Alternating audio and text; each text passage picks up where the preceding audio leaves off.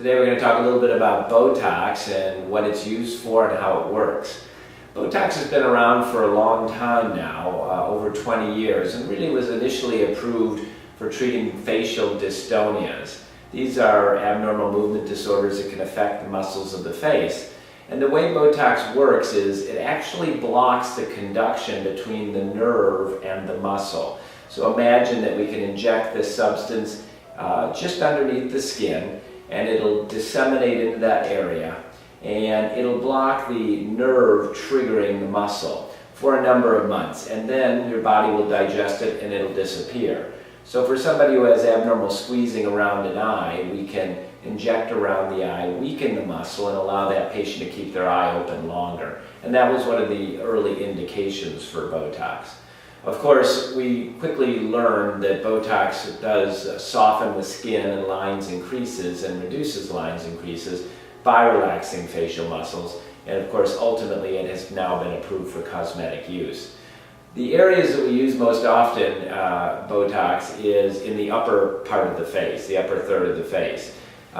We all have these muscles in here that pull our brows down and in, creating frown lines or creases between our eyebrows.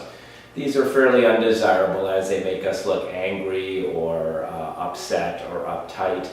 A little bit of Botox into those muscles, and within a day or two you'll see those creases fading away, and usually they'll fade completely away after approximately 2 weeks' time.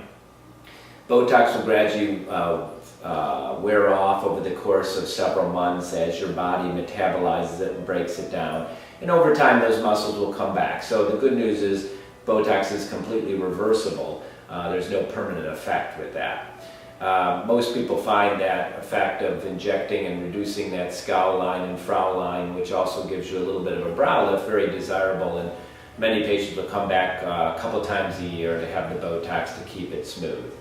The other areas we often use Botox are the forehead. When we lift our brows a lot, we get horizontal lines across the forehead, and those tension lines can start to show up as worry lines or just horizontal creases across the forehead.